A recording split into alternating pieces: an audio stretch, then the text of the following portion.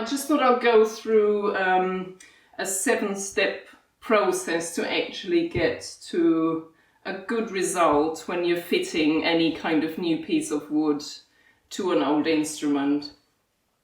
So the first thing is to consider is your wood choice, to make sure obviously it matches in really well, and also to try and actually use an old piece of wood. So if I was doing an edge or something, I would also consider maybe possibly baking the wood before I use it. So then you have to use less kind of chemicals. So anyway, you're trying to sort of have a good color to start off with by either using an old piece of wood or by baking it. But I wouldn't bake the wood if it was anything structural. So I wouldn't ever bake a piece of wood if I was using it as a patch or anything like that. So that's sort of the first step. And the next step is the using chemicals to kind of get the wood color similar to the original wood color, which leaves it looking clean. It doesn't leave it looking stained.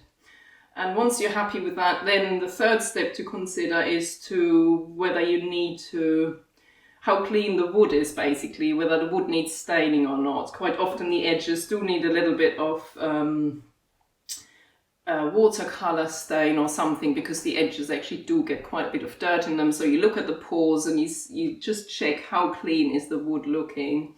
So that's the third step to consider. Then the fourth step would be to apply some clear varnish, which is what I'll do today over this area here. So that's when you're completely happy with the ground. So you seal the wood, and then the next thing to do, if you've got any joints where you've joined a new piece onto the original wood, is then to seal that joint with deft. I'd put quite a thick sort of line with a wooden stick along the joints, and then I leave it at least overnight, ideally for a few days, to dry. Scrape it back, then you kind of make sure that all your texture is right, and then the retouch basically goes on top of that.